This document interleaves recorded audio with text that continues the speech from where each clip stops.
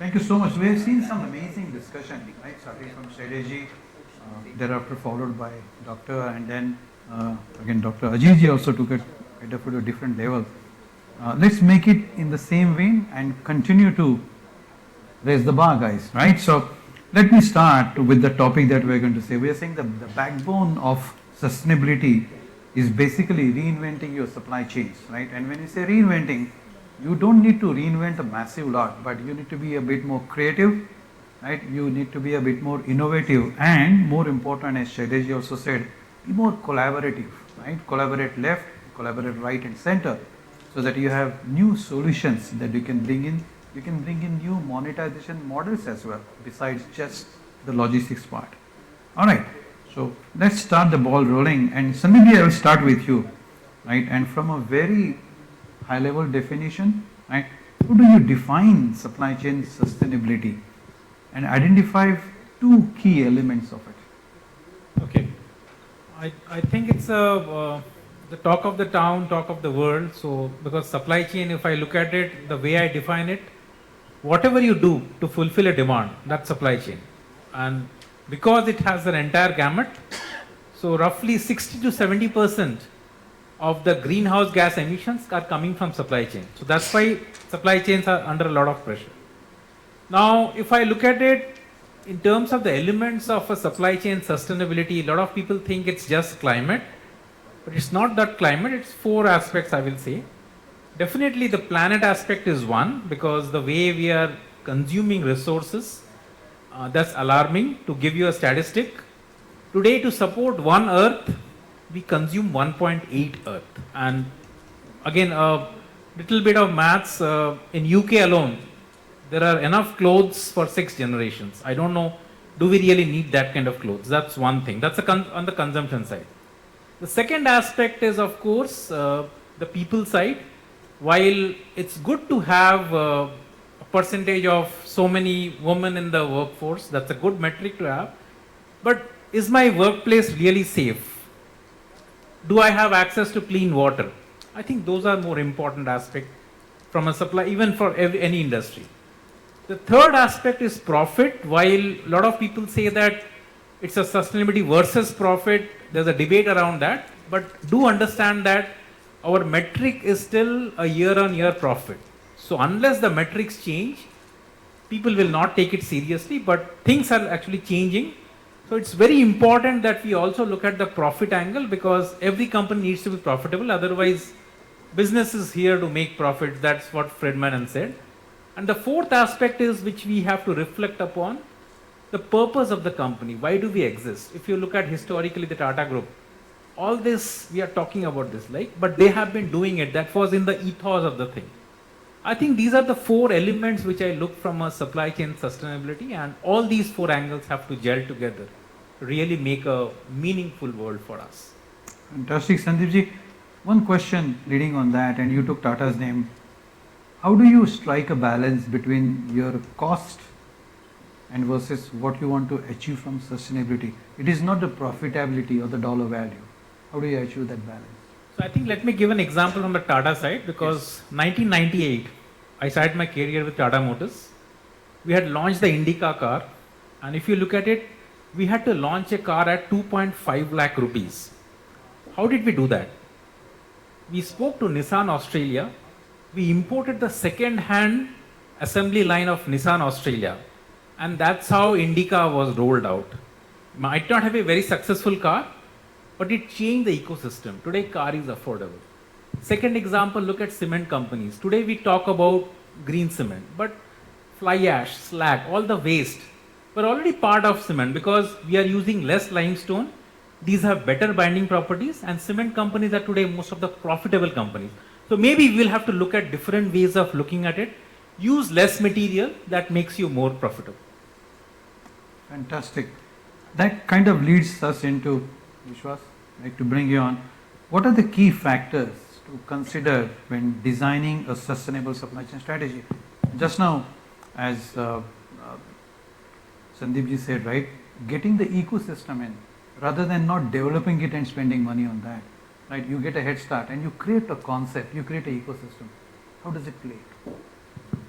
So Sanjay, this is again when we talk about considering different aspects of designing a supply chain and considering sustainability as an aspect. So again, depending on different organization, their vision, mission and goal, it differs from organization to organization. So again, looking at our theme, it is mainly moving around scope 3. So I'll try and limit point to that particular aspect. Perfect. So the first point, designing any strategy about the supply chain is definitely the vision, mission, goal, and the KPIs.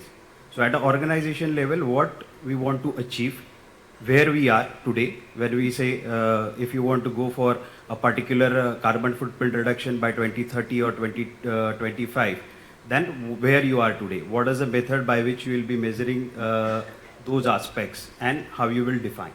So it is the first step to define your vision, mission, goal and the KPI matrix, how you are going to measure, whether it is your scope 3, whether it is your carbon emission, whether it is your diversity inclusion. If you are considering into that, definitely that will not fall into scope 3. But when you talk about sustainability, all those parts come. So it depends on organization how they want to design in phased manner, whether they want to go in one go or a phased manner.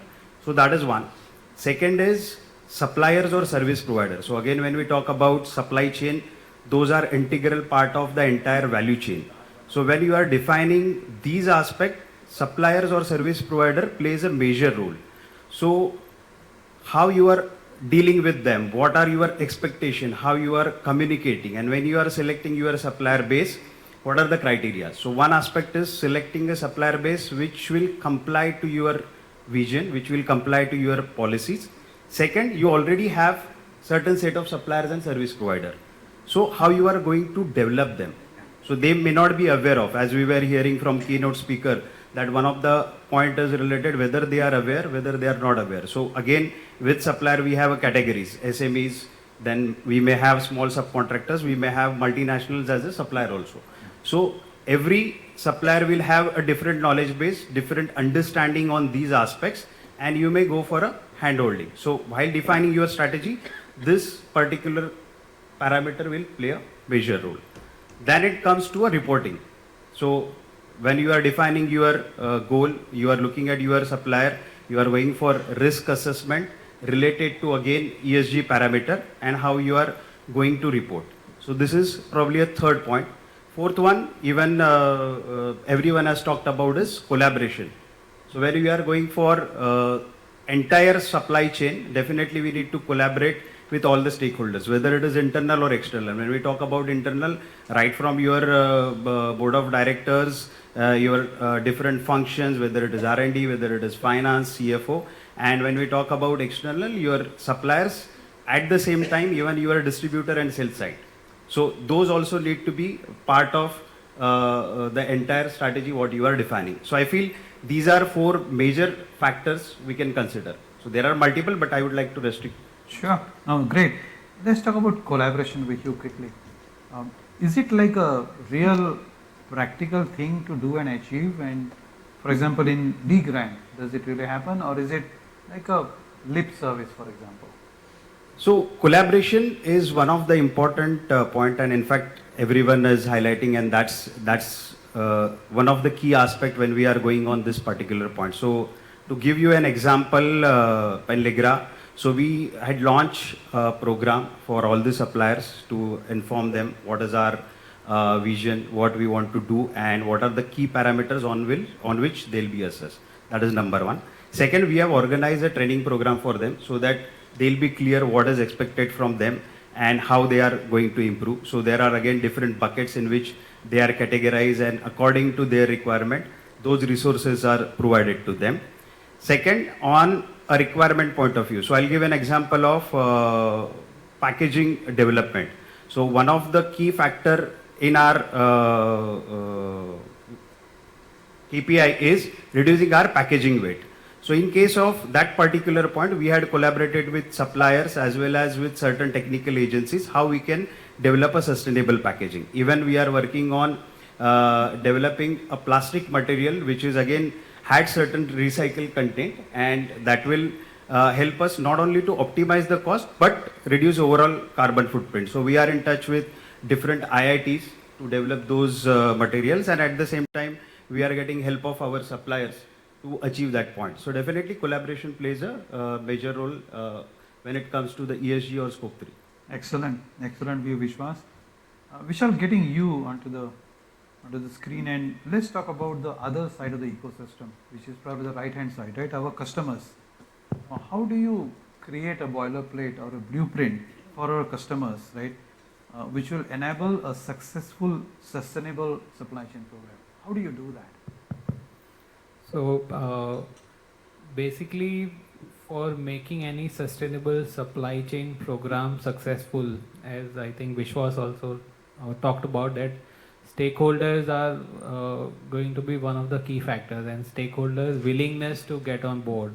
And what Sanjay told was more about from a customer point of view. Now, in my current role, I work with a lot of my portfolio companies, and wherever there is a company which is consumer facing. So one good example of that kind of company is Licious. We are investors into a company which is into D2C meat supplier, right? And nowadays you have so much of customer or consumers of today who are willing to pay more, or at least maybe not in certain cases pay more, but at least at cost parity, they would want product and service to be delivered which will have minimal impact on both environment and social metrics.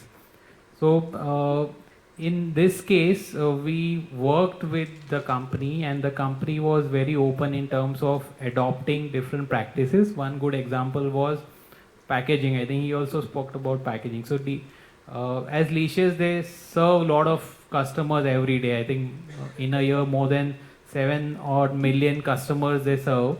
And what they realized is that initially they were banking more on plastic, and I think the plastic conversation also came up today morning.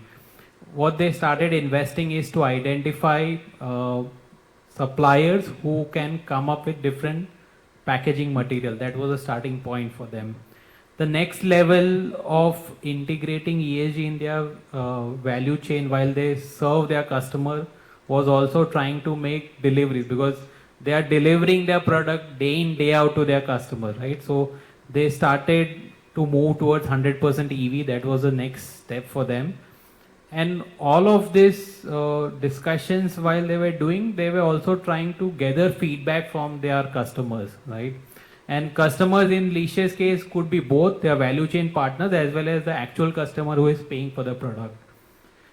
In terms of key success factors to make this kind of change possible, the first thing, of course, is let's say in my experience, not just in case of Licious, but I have worked in several other roles where I have developed and implemented a sustainable supply chain program. So the starting point has to be that people who are running the whole supply chain program should not think that these are two distinct programs. Running a supply chain program or a traditional supply chain program versus a program which has complete integration of ESG. So when you start talking to people who run this, initially there is always going to be feedback that this is completely two different processes. The job of somebody who is trying to bring this change is to convince the head of, let's say, supply chain or maybe head of business that this is one single program. If you're able to do that, I think you will win the whole battle, and you will be able to make inroads in terms of maybe moving towards 100% integration of supply chain sustainability. Well said, well said. Coming to you, Jaswinder, we talked about the supply chain sustainability as a concept, as a definition, which Sandeep addressed, and then Veeshwass talked about the designing factors more from a left-hand side of the supply chain, more from suppliers and partners, and Vishal addressed about the customers, right? So it's a spectrum that we took to the next level. Now let's talk about, we have all this as an organization and we are driving it. Does it become an edge into the market, into the competition, that you can win customers because you're an organization which does all these three things together? Yes. So when you take care of ESG in your supply chain, which is contributing to 60-70% of the whole ecosystem that you run, and probably for a service industry it is larger. It can be a little lower for a manufacturing as an industry because their production and engineering can play a little higher role.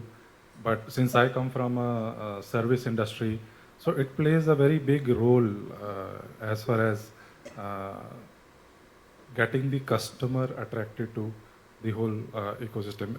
Customer is smart enough.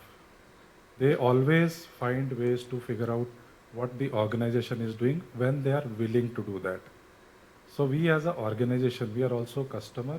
Yeah. As at an individual level, we are also customer at an organization level. Perfect. So we are B2B engagement. We are a customer for a lot of companies where we are working around scope 3 to get the information. So we are eligible, entitled and smart enough to get the information. And at the individual level also, if we be willing to do that, we get to know what is happening at the organization from where we are buying the product. Yeah. So it definitely attracts customer if we are sensitive enough towards ESG.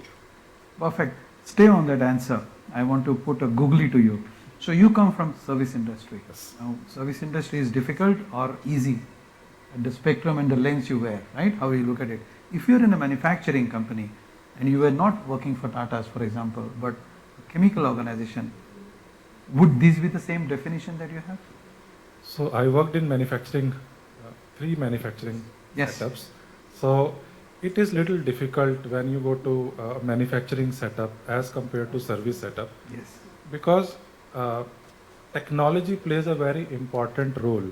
Say for example, if you are working in a chemical industry or an automobile industry, unless until technology does not support you enough, it is very challenging to contribute. Even if you are willing, you have all the willingness to invest, but if technology does not support you, it becomes a bottleneck. Yes. Whereas in service industry, if you take the right steps, right method, the probability and the ease of implementing ESG initiatives is far easier. Perfect. Perfect. And maybe in service industry there is no scope 3? It is. It is, okay. It is. Scope. We are not away of scope 3. We are currently working on scope 3. So for last almost 1.5, close to 2 years, we have been trying to figure out how do we contribute in this area. Yes. And I believe that it will take another 3 years at least to reach the stage where we have to reach. And but we are working towards that. Yeah. Good. I hope there is no Tata Play customers or your bosses sitting here. Just kidding. All right. So let me just move on quickly. Any questions, guys? We are almost 18-20 minutes into it. So I would like to get some questions quickly. Anything? Anyone? Any comment? Yes, sir. So, while sustainability is the key, is there a methodology where we are pricing it in the balance sheet? Good. It is not. And since it is not there, the commercial guys don't put it at the forefront for accounting, and ultimately business decisions at some point of time the commercial guys overrule. So isn't it time enough for this to get priced and thereby becoming a line item in the P&L of a company? Fantastic. Sandeep, you answered that partially in terms of the hydro walk, right, on cost and sustainability. Another thing what I am seeing is the hotel industry, if you look at it, typically we expect that every day our bed sheets have to be cleaned. You don't do it at your home, right? So there are talks that you will have a differential pricing.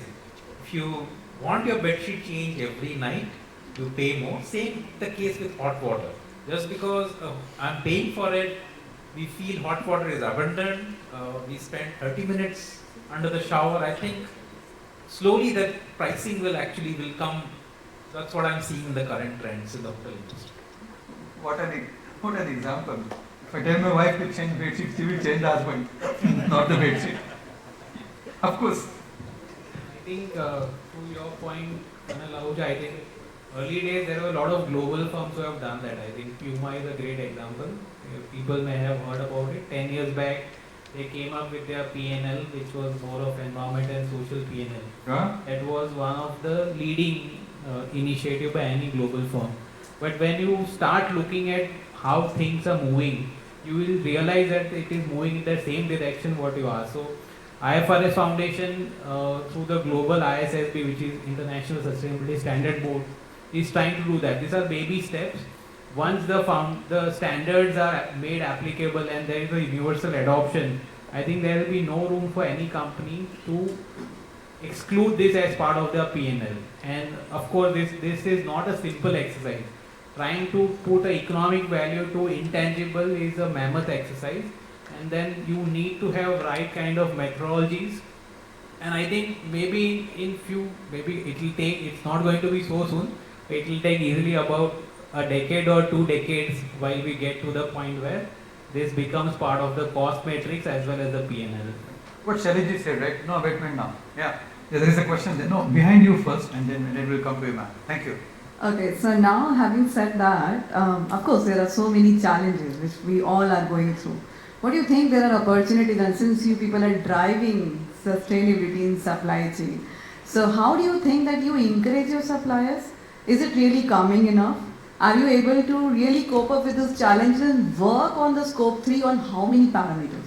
Is it something that you are able to cater to all 15? How many of them are applicable? Is it like a baby step which is still happening? Or where exactly are the challenges? And if you are facing, how you are handling? That would be something very interesting to have a deep dive so that you can share your know-how, and it's like, it's for the wider audience as well. Sure. We just do with one right now, not a deep dive, but can you take Vishal? So on these fronts, we have multiple examples. So I'll again correlate. So one is from a supplier perspective, making them aware, making them part of the journey, and at the same time, even a few minutes back, you talked about profitability, Yes. how ESG initiatives or those practices can help on profitability. So one is, as CFOs always look for ROI investment, and then whether those, when you are moving towards ESG, whether those are really contributing to the profitability and all. And when it comes to the supplier side, so most of the organizations are very keen to spend when it comes towards customer advertising and those things, but when it comes to a supplier side, it always has some restrictions, or there will be always a lot of questions. So I am sure all the supply chain guys will face facing this difficulty. So coming back to the point, when it comes to the supplier, again, when it is beneficial to them, always they will try and participate wholeheartedly. So what we had done, we tried to work on minimizing their scope 1 and scope 2, which is scope 3 for me. So when we started with a baby step. So first we targeted to focus on energy consumption. So we started imparting knowledge to them to reduce their resource consumption, whether it is water, whether it is electricity, or whether it is metal consumption. What best practices we follow, we try to implement with their facilities. So we form a team that started visiting at their premises, what best practices they can do, what improvements they need to do, and how they can improve on their P&L. So let's take an example of solar. So earlier solar was difficult to implement, and when we were asking them to implement, they were coming up with a cost proposal. But now with so many options available with CapEx and OpEx, it is feasible. So take example of Maharashtra. So today Maharashtra, if we go for industrial electricity charges, it will cost around 1150, 1120 per unit. But when you go for solar implementation with even OpEx model, it will fairly be in the range of 5 to 7 rupees. Again, it depends on a lot of factors, but there you have an immediate saving. So when this was discussed and shared with supplier, they started implementing those particular part. Similarly on water consumption, optimization of material, so that we have started. Similarly, based on certain product, we made them to participate. We asked to share their ideas and how we can fund wherever it is required. So it is not always you come up with a cost reduction. We gave them certain funding available and said, let's share that. Similarly, we had tie-up with certain banks. So in case if our supplier scores on ESG parameter based on our assessment, then we'll be giving them a certain extra benefit with those financing. Same thing was implemented with the customers also. So this is related to suppliers. When we talk about profitability and implementing ESG practices, so what we had done, we tried to map our entire routes or say delivery mechanism, whether it is coming from supplier and then a distribution. So inward as well as outward. So that was again a lot of difficulties internally to initiate that exercise and all. But when we had done that exercise, one of the good example to share here is we came to know that one of the product is being distributed to south, that is being manufactured in Maharashtra. So current method was it was going to a warehouse in Maharashtra and from there it was getting distributed to south. So while working on this analysis to reduce our carbon footprint and overall travel time of the product, the first point came up, okay, instead of bringing it to warehouse, let's start putting it to warehouse at south. But then again, when we deep dive on that particular point and the suggestion came up, why not to produce that particular product in south, because anyways 70% consumption is at south, so why not to produce. Then entire activity was done and that was profitable. So in one action we could save on carbon footprint and at the same time we got profitability for the organization. So similarly, we had done a lot of activities in terms of packaging. While mapping our route, we looked at how we can reorganize our product, how we can optimize our packaging, whether the orientation of product can be done in a different way. So when you look at these pointers, definitely that will help to reduce cost and bring the profitability while achieving the ESG parameter. Hope I am able to answer. Excellent, excellent. Indeed, a deep drive, 4 to 5 attempts. Yeah, quick one, man. Yes, yes. Again, in line with that, I wanted to know what are the basic major challenges of materiality assessment. Fantastic. Vishal? Before seen you really actually in terms of consulting company. So, I think as a starting point, it becomes overwhelming for any company, right? Just to hear what is materiality assessment. The key challenge, of course, is first to understand the nature of your own business and which are the list of topics which has to be the starting point as a list for materiality assessment. The second thing is when you need to identify the right set of stakeholders, right? And the third, of course, is that you need to engage. And early days, as in when as a consultant, we used to do materiality for our clients. We used to do more through offline, trying to call them. But now you have a lot of sophisticated tools, right? You have so many tools available in market, which becomes very easy for you to initiate the whole process. But for me, the key challenge would be to get mind space of management in terms of, because there are two aspects, right? One is external stakeholders giving you inputs and trying to tell these are the relevant topics which are going to be material for my long-term sustainability of my business. So external stakeholders definitely would give you time, give you inputs, but getting the inputs from your own management is a big struggle. So that's one. And of course, early days it was maybe doing more of a manual exercise and then trying to synthesize it, use the whole learning and then use it for developing your ESG strategy used to be a struggle. But now, as I told you, there are good amount of tools available which makes your life simpler in terms of doing the whole exercise. Well said. That shows into what question Captain Sir raised earlier, right? There is no choice now. There is no abatement here. Fabulous. What a question. Yeah, there is one more question there. So, sir, corporate India speaks English. India does not speak English. So how are you transliterating whatever you've talked about into India? And the second is, if sustainability is so profitable, what are you doing at your individual organizational levels to plow back those funds into your suppliers so that they become even more sustainable? What a question. Are we prepared to answer on this, on the literacy part of it and translation? Sandeep? So I'll try and answer and then probably. Sure, quick one. Yeah. So regarding the language, or probably again educating suppliers in their own language. So for us, we don't see a challenge because today also we follow the same thing. When we visit to the supplier shop floor, you will find all the instructions for operations and everything is displayed in a local language. So whether it is Hindi or whether it is in Marathi, and even the training sessions which are done with even the workforce who is working on those operations, whether it is assembly or whether it is machines and all those are being imparted in a local language. So for Legrand, if we look at, we have factories at different locations, including south, west, north, and everywhere, and we have all the instructions deployed in local language. Even the trainings are imparted in local language. Whatever we want to communicate from an ESG point of view for the individual as well as workforce and all, that is deployed in local language. So when it comes to the supplier, so training, we try and do it in a local language if it demands. So again, most of the supplier base have a workforce or a staff which is qualified in English, and again that is a business language, so more or less they are there. But even if there is a demand, so we impart trainings in local language, we try and provide the material in local language so that they can understand and get along with us. So that is on a language part. Perfect.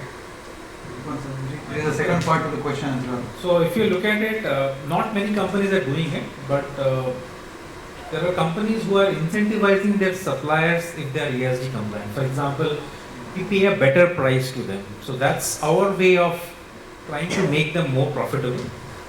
Second aspect which I wanted to say is, I know maybe slightly deviating, we are talking about technology, we are talking about Gen AI, we are talking about AI. But if you look at it, the kind of resources, that's unsustainable. So what we have done is, we are talking about a green initiative where whoever we work with, at every piece of code there is a carbon footprint, and whoever has the least carbon footprint, those app developers or our suppliers get incentivized for that. And I think this is what, it's slow, but I think it's slowly coming in, because at the end of the day, why will a supplier comply unless he sees anything for him or her? Because it's let's be very clear, unless we incentivize them, unless it hits our home, nobody will be bothered. Excellent. The second part of the question, what are you doing in an organization, not for you sir, what are you doing in an organization from a literacy standpoint? Let's go with the service first. You have got customers which are in many different languages, you have got platforms which are on many different platforms also, right? OTT as well as in public. How do you deal with that service? So translating into different languages is not a challenge today.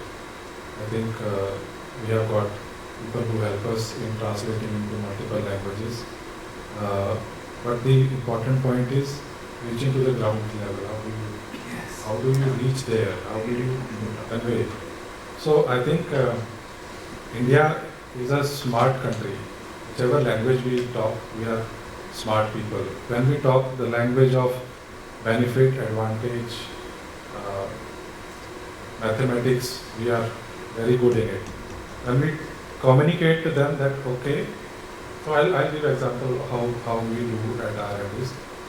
We try things at our end. Whatever we find is working for us, we did it for electricity. So one of our largest, we are very large consumer of electricity at our uplink center. It requires a huge amount of power. So today we are 100% green on it. We deployed solar panels which are generating roughly around 70% electricity in-house, and rest is through hydel energy we are getting through RECs. So when we realize those benefits, we reach out to our partners saying, look, this is how we have done, and it does not require any language for them to understand that it makes sense for them as well, and it gets adopted very quickly. So we become the flag bearer of doing the experimenting at our end and communicate it to our partners that it worked for us, probably it will work for you as well, and that's how it gets communicated. And partners are more than willing with their open hands to adopt whatever is beneficial to them, and it gets divided, passed on, and commercially discussed accordingly. Excellent. Yeah. Any other question? Yes, please. Behind. Thank you so much. Hi, I'm Tony from All Cargo. So basically, currently the perspective that all of us have is cost to the business, whereas it should be passed down to the consumer. We should see how these costs can be passed on to the consumer. Now it is a burden to the business. If you look at it, if it is affecting your profitability, if it is putting a burden and making your supplier question why should we do that, it will take a hit on our business and all of that. So is there a way in which, there can be like the EU ETS, that is the emission trading system that is happening in Europe and CBAM.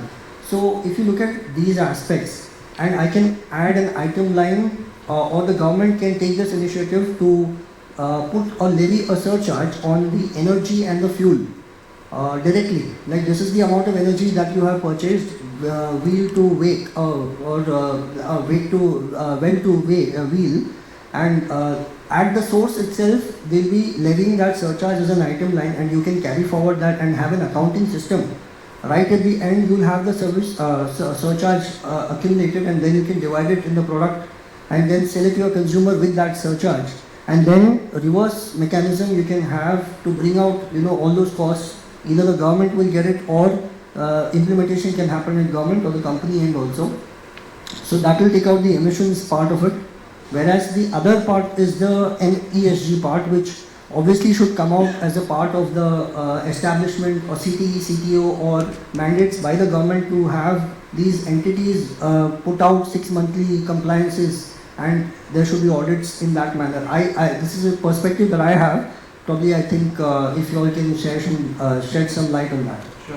What's your name, sir? Tony from All Cargo.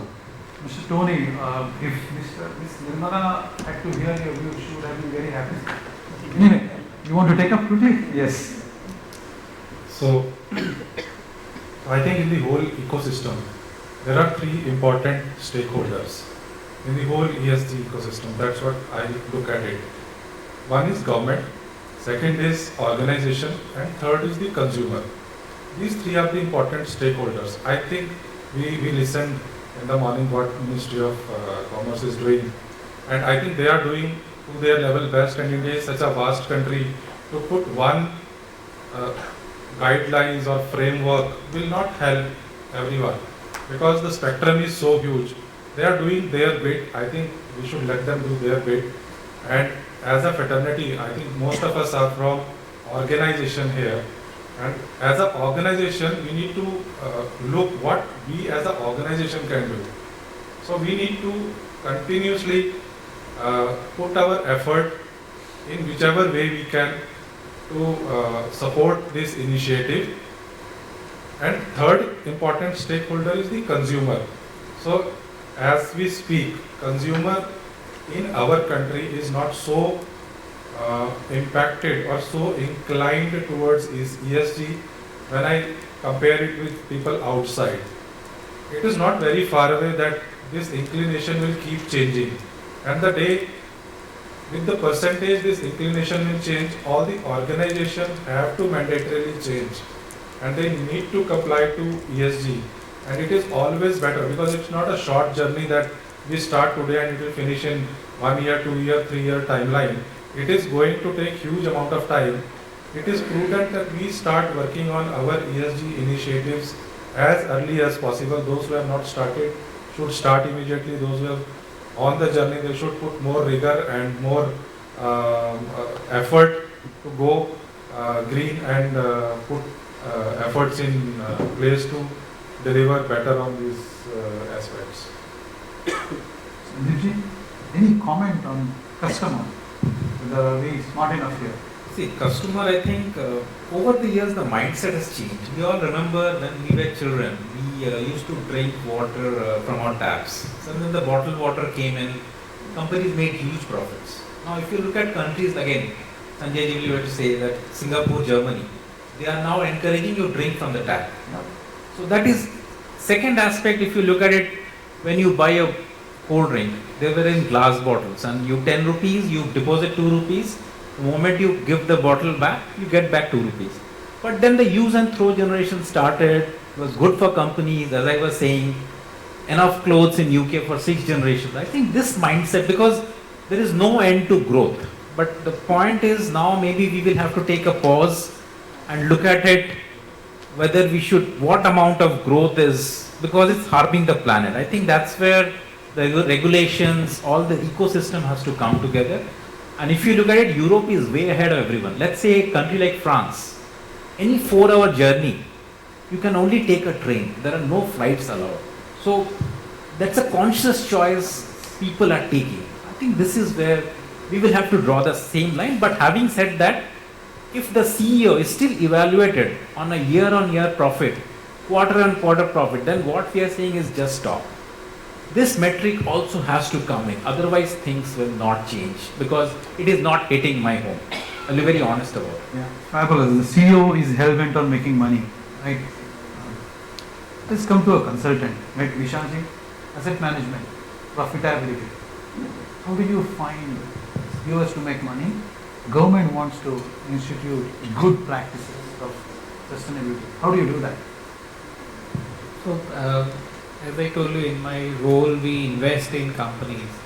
There are two ways while I look at it. One is any traditional investment. So we invest in largely 4 sectors: financial services, technology, healthcare, and consumer. So there, of course, we have developed our own framework of looking at ESG, because there are a lot of global frameworks, and as PE we invest mostly into high growth unlisted firms. So these are the firms who are not ready for frameworks like GRI or BRSR. It becomes too overwhelming for them, too many indicators, complication for them too, because for them they are chasing profits, growth.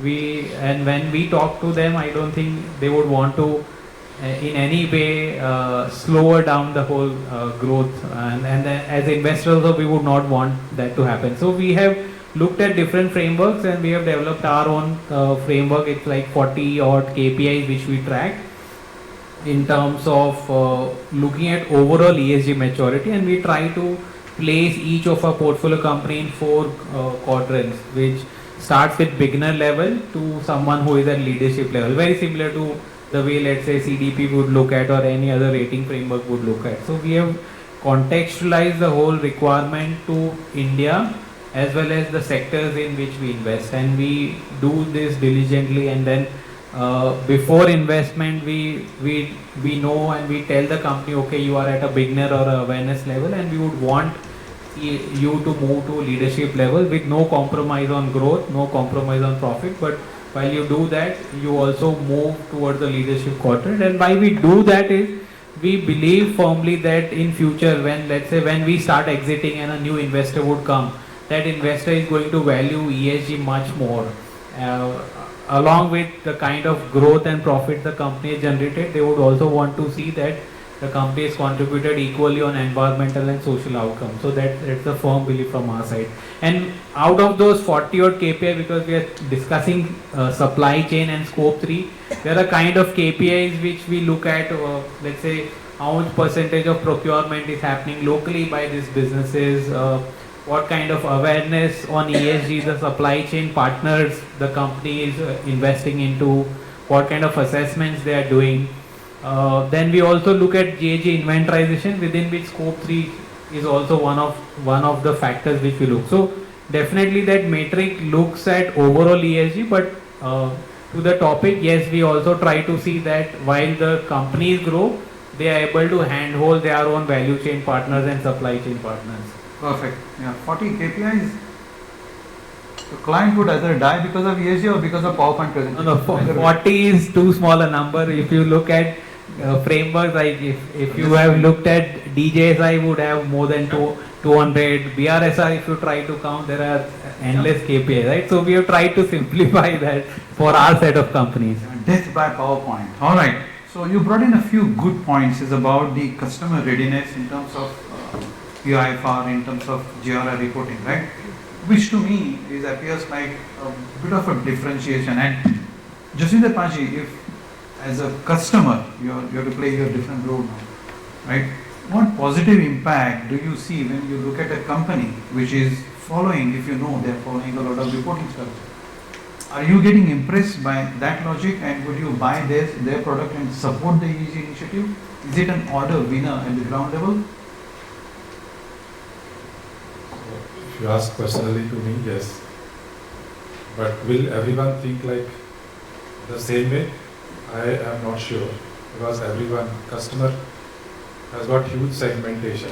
People think in different way. When I go to market, will I buy a product 100 rupees costlier when it is more sustainable?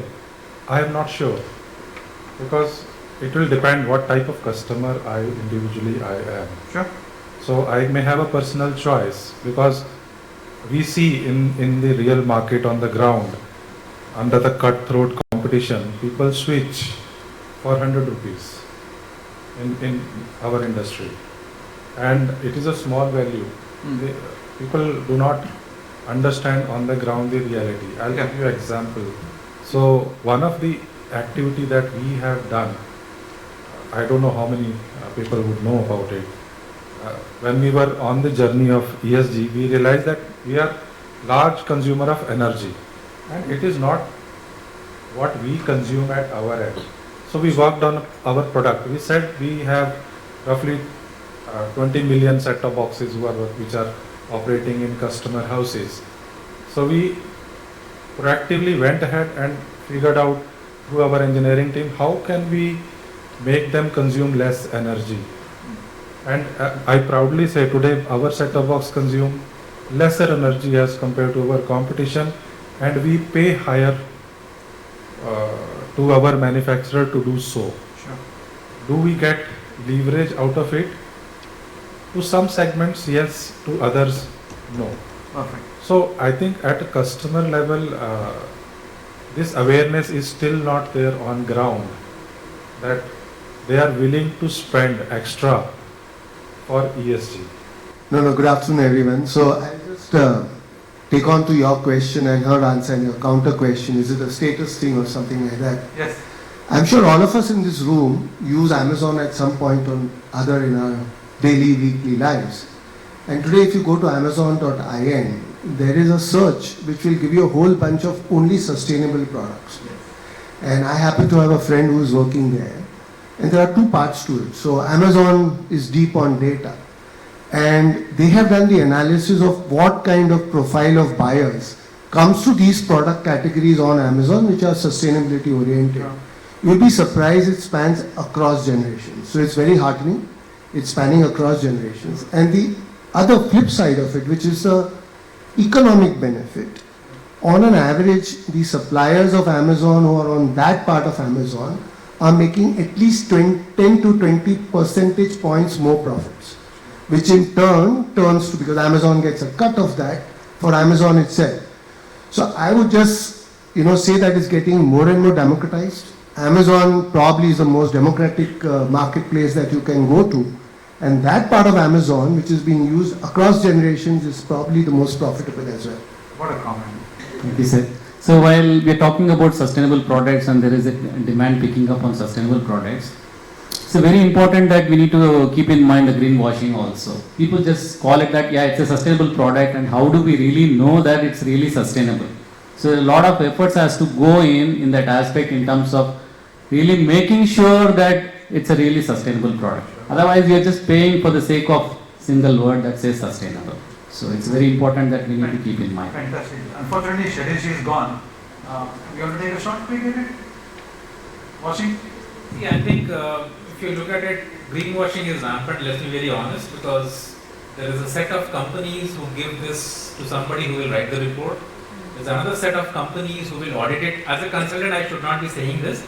Let me be very honest. But I think this has to stop. And ideally, 57% of the reporting still happens in Excel. So the moment, unless we automate this data capture, I think this is, and you are absolutely right, maybe there has to be something like some mark which actually authenticated that this is actually a system. Like the organic, a lot of people are saying organic food and which is not organic and they are priced ridiculously. I think that's where the problem. That's it. Yeah. Yes, sir. I would like to add something from management concepts. Like when we talk of reinventing supply chains, the role of marketing department comes very prominent because everything is a learning curve.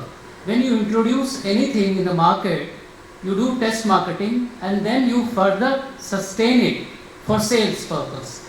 So this concept calling sustainability is basically a concept selling to the customer, and it basically follows the rule of brand building.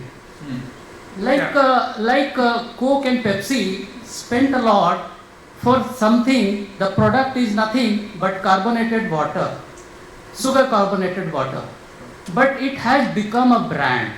I think Professor Ajit Parulekar is a brand guru. He will agree with me. He is my alma mater director. I studied from GIM earlier batches, 98 batch. So there was a concept of brand building for sustainability also. Like why kids are choosing sustainable products today? Because there is a space created in their mind through brand building exercise. This is green, this is not green. Very well said. Very well. So, my suggestion, which supply chain honchos would like to address to, is that supply chain management should work collaboratively with the marketing and advertising department.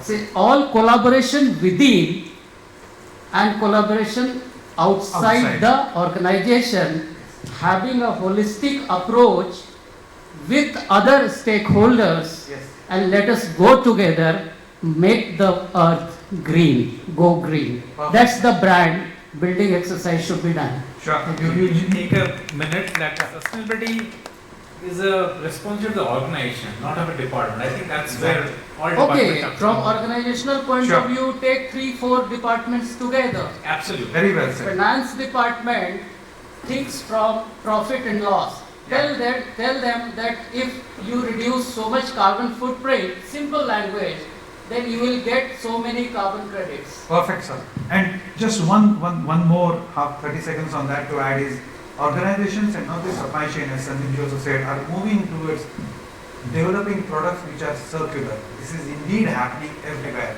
So today in the NPI rigor, supply chain does sit in from a scope 3 perspective, whether your product has a circularity, how you are going to disposition that, and what is the life cycle. So these things were not there earlier with us.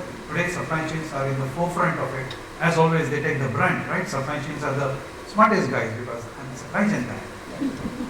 Just kidding, guys. Only 5 minutes left. I think there was a hand. Was there one? We will take last question. You are so far, I cannot even see you actually. No, just kidding, sir. Prerna, it will take you a couple of minutes to run there. Thank you. So I've seen the top earners, top 10% of the people, they are conscious buyers. They would spend little extra for buying sustainable products, but the people at the bottom and middle of the pyramid, they would not go for sustainable products if it is expensive. I suppose that's a very true statement. I represent a startup called Indigo. So we are managing the transportation services for lots of brands like Zomato and Zepto. So what we have experienced that most of the procurement and logistics manager have the API or KRA as they need to have the low lead time for transit and the lesser cost. But what we felt that how to plan it better so that the scope 3 emission for them, what is actually a scope 1 emission for us, that can be reduced. So I feel there is a lots of scope for the organizational goal change or something like that, which will include this particular aspect also as their KPI, so that they are non-essential suppliers. Like we are basically a non-essential suppliers for them, because we provide a service of transportation or maybe the warehousing in some cases. So what is the take of the panelists here on that aspect? I would like to know. Very interesting thing. I hope nobody is there from Blinkit because 10-minute delivery. I don't know who needs a grocery in 10 minutes because the kind of stress these drivers are, I think only a hospital emergency can. But there's a very interesting paper, I can share you the link, which was done by Amazon. The most optimal and it was high on customer satisfaction is an 8-hour delivery. So while 10-minute delivery, 5-minute delivery looks fantastic, but there's a lot of problem there. I think slowly, again, this is where you will have to educate because now customer tolerance time is reduced drastically. I think this is where the mindset has to be. I think this is what I can. Just want to add. So probably this we are looking out from a consumer point of view, and again that comes to a last mile delivery. So if you look at EV per se, as of now, there are a lot of challenges in terms of infrastructure also. So whether it is weight carrying capacity or the distance travel, that is one of the challenge, because if you talk about moving a second transport or say first mile deliveries or second mile deliveries, then in that case there are challenges. The fleet is not available. If the fleet is available, then you have lack of infrastructure, that is charging point, and whether that distance is traveled or not. Again, since you are from that industry, so there are a lot of experiments going on, whether you can have a spare set of batteries or whether you can modify the existing fleet and all for first mile deliveries or the long distance deliveries. But as far as of now it is concerned, it is more related to the last mile delivery, whether it is Zomato or whether it is any kind of deliveries, but that has a limitation of perimeter. So even that we need to consider. As we all said, it is getting evolved, and again from an EV perspective there are debates whether it falls into a sustainability or not, because when we look at sustainability, the entire value chain, it starts from extraction of your raw material till the end or say disposal of your product. So as of now, again on EV, it is getting evolved, because the raw material which you use for battery as well as the disposal of battery. So those things are again need to be considered from a sustainability point of view. Alright guys, thank you so much. I mean, it has been really a very super session for all of us. Thank you so much guys.